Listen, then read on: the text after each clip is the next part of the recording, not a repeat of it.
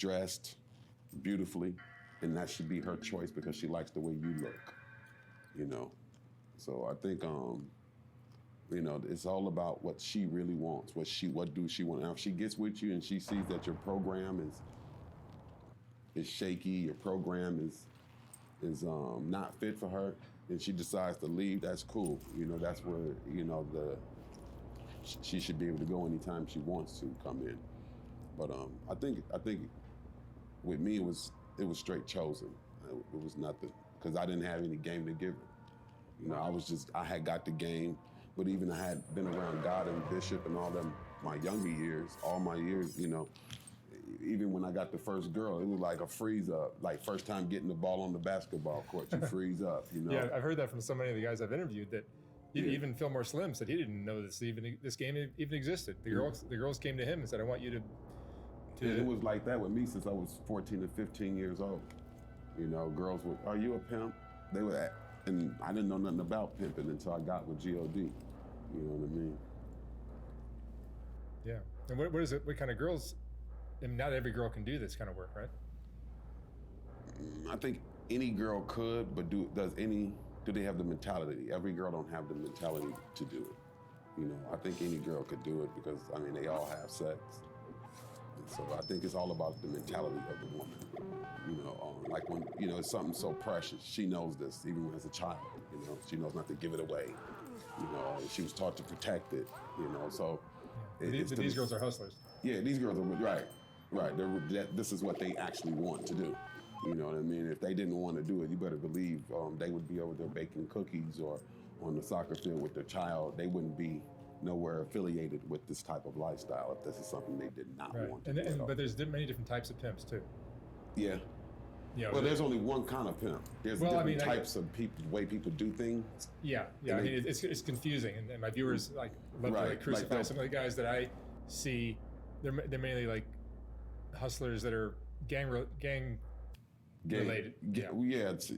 Especially in LA, and that those guys are still selling women that are prostitutes, but those women are on drugs and they're being forced or manipulated or threatened to do this kind of work. It's the same way as it's the same way as any other a lot of these guys, your girls are coming to you asking you to do it. Yeah, a lot of these guys do it because it's a trend, it's a fad. A lot of guys started selling drugs because it was cool. A lot of them started pimping because it was cool. So when you'll end up with a lot of guys and that shouldn't have been in this lifestyle, and because it's trending and because everyone's doing it, and now they want to do it. You have the gangbangers that come in and they want to get girls, but they have no understanding, and it's really that's not pimping. This is why that's why they have to use force and drugs. Yeah, I understand the difference in human trafficking and pimping. I understand.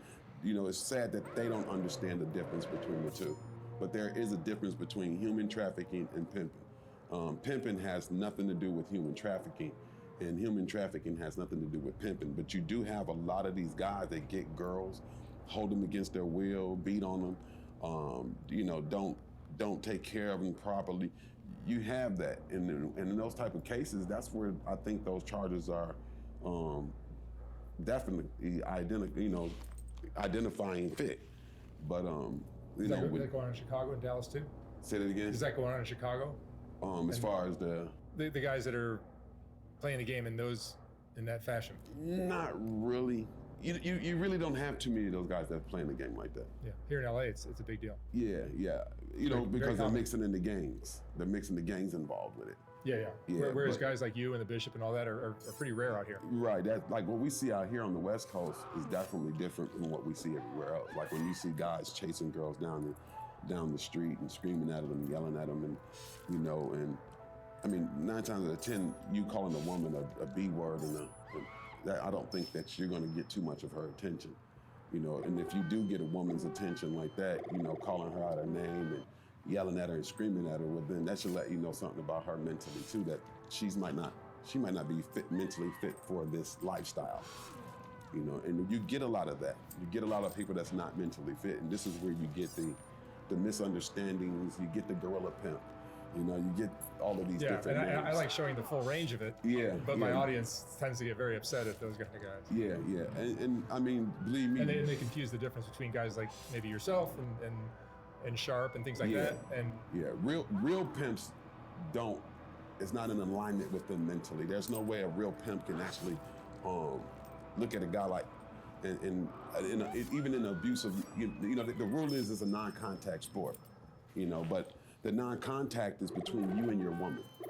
That's where the non-contact. You're supposed to defend her for anything else. You know, when you see guys out here just running a woman down to the ground and not trying to become a team, is where you see just so much of the gorilla and the what I call you could just say the resistance in the game. You know, everybody used to be together. One of the pimps I interviewed in Memphis explained it, I think, almost perfectly. He says, if you don't have any game, then you have to resort to force, intimidation, drug manipulation, all that kind of stuff, just to get a girl to do anything you want to do. Whereas if you have the style that some of the other guys I've interviewed have, or maybe you have, then the girls come to you. Well, and are looking for you to do this. It's understanding the levels of the game. A lot of these guys want to go from selling drugs or working at McDonald's straight to being a pimp. And you have to mastermind the macking. You have to mastermind the understanding of conversation, being able to talk to a woman. If you don't, I mean, if, you know, you might be a kid that grew up and, you know, you talk back, you got smacked up, so you think that this is the result of putting your hands on someone and smacking them up. And the reality that's not. It's more. But there are young men that grew up that way, and there are young women that grew up that way, and that's what they relate to. And some of these girls love to be hit. That's what I mean. That's right. That's exactly. What I mean. I'm not saying that's right. Exactly. All I'm saying is it exists. Right. It exists. Right. And so when they get hit for the first time, they're home. Yeah. Right. They think that works for them. Love. That's love. They think that's love. That's love. That's really what it's about. That's right. And you can tell. You can kind of see it out of a girl. You know, a lot of back talk, maybe not want to listen, and those, you could tell those girls want kind of more friction. They want that. Yeah, good luck breaking that. Right, because I mean, if you're in a lifestyle and it's like, you know, you go, if you got a job, you got a job. There's no sense of bringing in the extra curricular mad activity. And so, you know, you have girls in the game that love to be hit. And but me, I prefer don't put your hands on them. I mean, you know, that's the thin line between domestic violence and a human trafficking charge. Right. You know. No, so and those girls think these guys are their boyfriends. That's what they all tell me. Yeah, but you know, I mean, all the girls. You got 6 women with you. All of them gonna think that you're their boyfriend. You know? They do. Yeah, all of them. They do. And they are. They've told me that. And they are. That's your woman. Yeah, and that's why the cops have, at least in LA, have a hard time getting a conviction on these guys, I think, because you talk to the girl and the girl's just saying, no, he's my boyfriend. Right. You can't arrest anybody you can't arrest a girl for having a boyfriend, or a guy from being a girl's boyfriend, and you can't arrest him for holding her money. Right. You know, she brings all her money, 100% of it, gives it to him, but she's choosing to do that. But that's real true pimping. That's your woman. See, that's where it gets blurred. Yeah, that's your woman. That is your woman. I know. Yeah. No, but the lines get very blurred because those guys are probably doing something that's it's such a confusing topic. Right. You feel like maybe those guys are still holding the girls against, you know, hostage or. Yeah, that's what I mean. Right. Yeah, it's such me personally, once that girl, if he's letting her out the door to get money every day, she can leave. That I can guarantee 99. You know, and I understand how the police and everybody look at it. So they want the conviction on the pimp. They have to get the conviction. Yeah, the cops aren't interested in arresting the girls. No, they want the pimp. They have to arrest the pimp. So to create this story, they have to create a story that's going to sound good in front of a juror. But if we can keep this same pattern story going, then it'll finally be believable.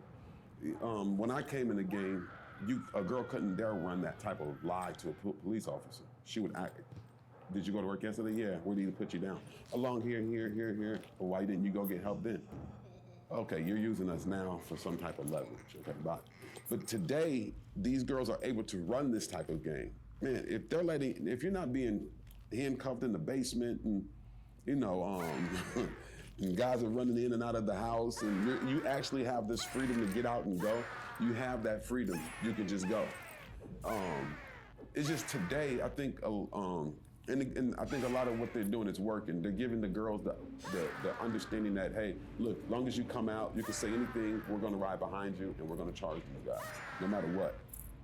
This is what they're doing now. Yeah, there was a 16-year-old girl that I interviewed recently. Right. And now that needs to be in jail. Yeah, right. But she told me she had a boyfriend, but he was a pimp. Right. And I was trying to convince her that, you know, she shouldn't be doing this. She should probably 16, get a different life. Yeah. And I even gave her the money to do so. Right. She's still with him to this day. Yeah, and at 16, I think, you know, both of them need to She gave the money that I gave her to get out to the pimp, and she's still with him, probably out of fear. Right. But it's not something that she had a chance to go. She had a chance. Yeah. But you know, and a lot of my viewers will get upset that I didn't step in and do something, but they don't understand that I'm one dude. I'm a white dude with a camera, trying to fight against the Bloods. Right. The gang, which is a very powerful gang in LA. Yeah. One white dude with a camera is not going to get very far when the girl won't cooperate. The pimp has a whole army of Bloods behind him, and there's nothing that's going to happen. Right. Permanent. Right. You know, I might get her out for a week, but that's. But she has to make the choice to go ahead and leave. She was back the next day, I think. Yeah, with him. With him. Yeah. And probably won't leave him. No. And all the other girls that were with him had black eyes. No. She didn't, but they did.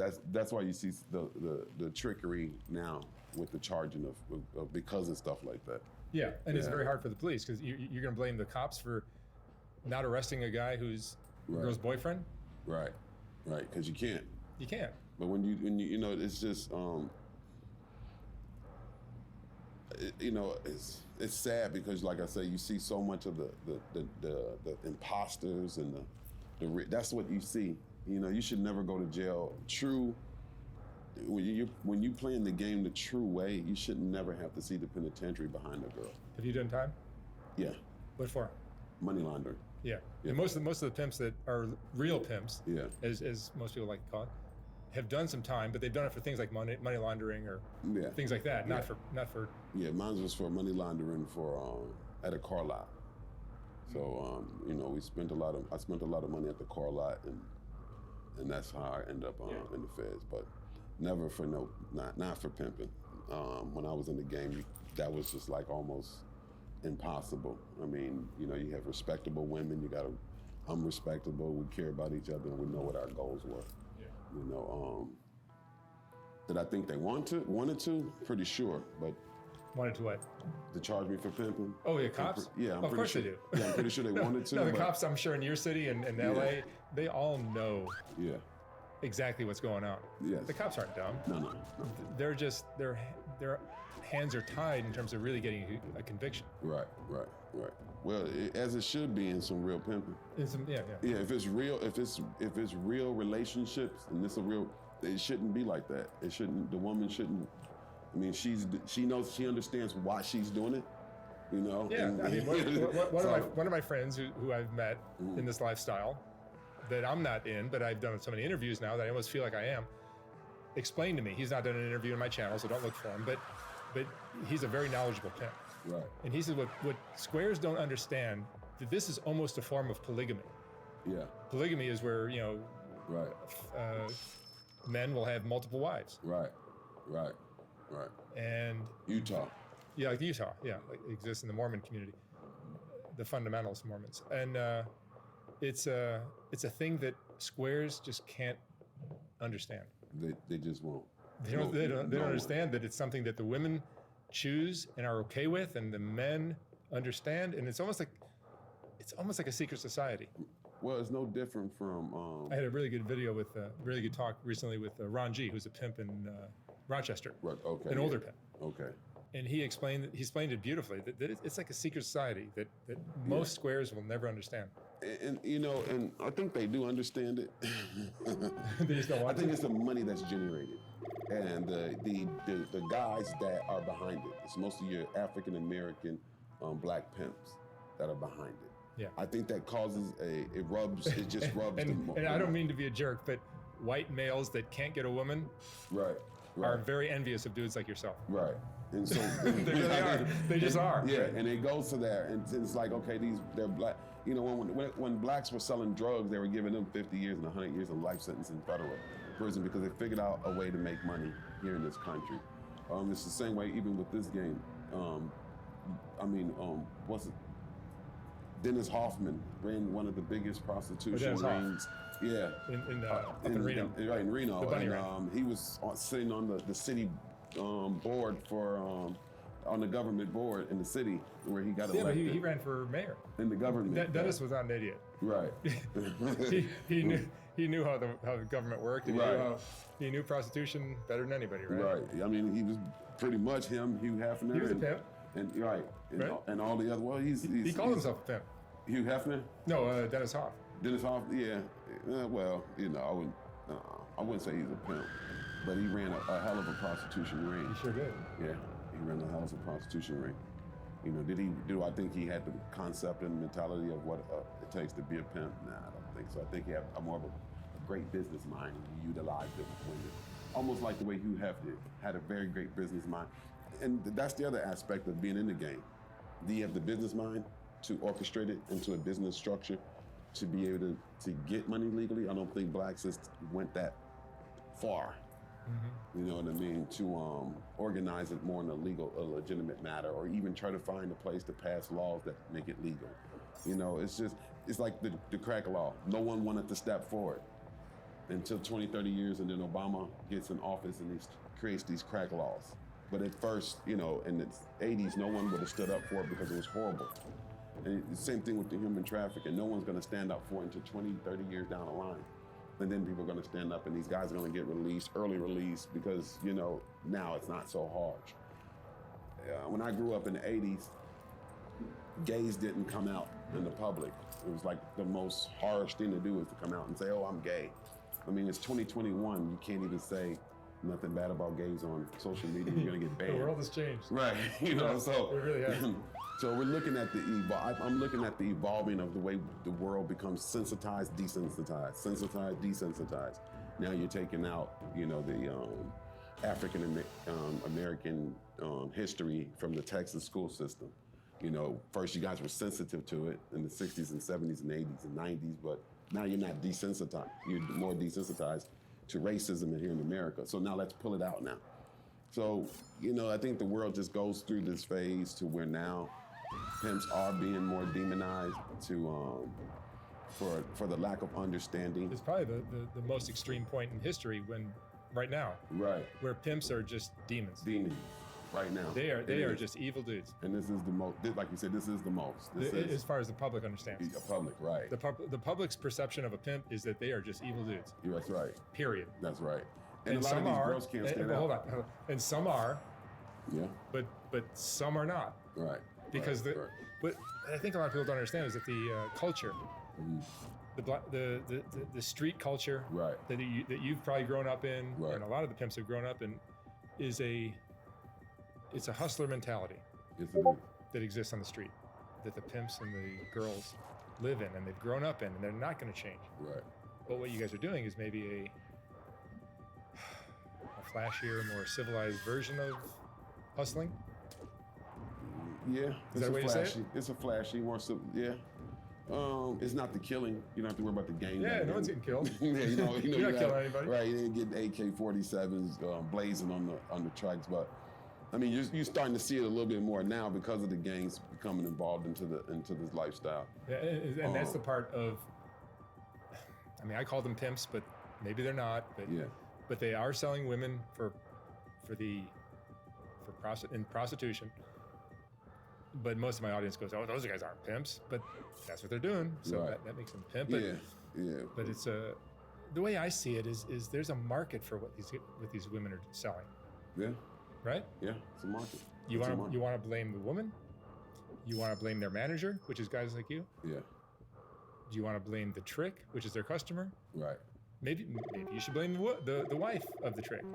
Right. Right? Either or. This game could be blamed on so many people. Right. and it definitely can. I mean, and there's really no blame to something that people willingly want to do. No, it's just society. Yeah, it's human nature. If you willingly want to do it, it's human nature. Right. But we all got like our little. I think everyone has their little faults, something they did wrong here, there. And I do understand the lifestyle itself can have a bad taste to someone that don't understand it. But yeah, absolutely, that's the wisest thing that we just said. Yeah. That's but, it. You might not want to go to the military. You might tell your son no, or it's just. You got some people that's gun holes. I'm sending every my kids to the military. Right. It's just the lifestyle some people just choose, and it's. Yeah, and what I'm trying to do is just create a little more understanding of how the world works. Right. And doesn't. Right? It works off of money. It's thrived off of money. I don't think nobody out here would do the things they do if money was not involved. Money is king. Yeah, money is king. And if and I know it was here, before money was created, even back in the biblical days, but it's the thrive of the barter system. We want things that we don't have. I think we all just want things that we just don't have. And that's the stressful part about living. Huh? Yeah, it really is. Yeah, that's the stressful part. It's just, it's just.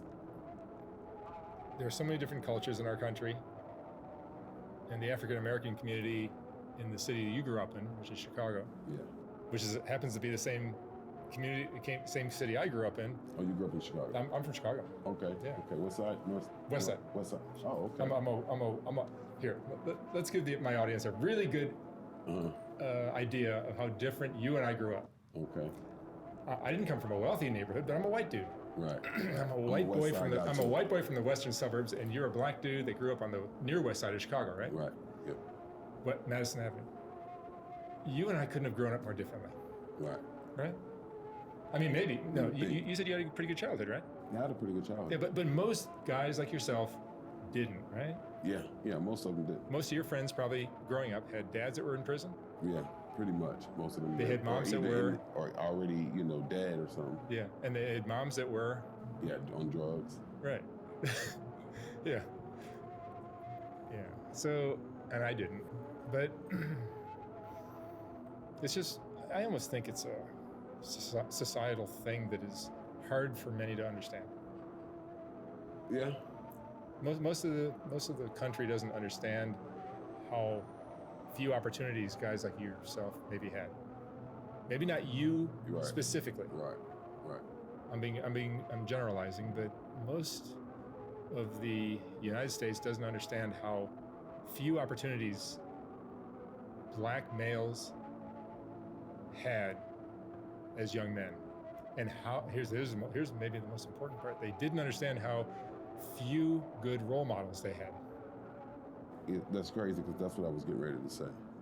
It's basically your surroundings. Yeah, I mean the new question of my barrage of questions that I ask over and over again of the prostitutes I've been interviewing is how many good examples of loving relationships did you have as a child? You know what their answer is? None. They never saw a loving relationship in their lives. No, not even out of their own parents. No. Not from themselves, not from their grandparents. Nowhere.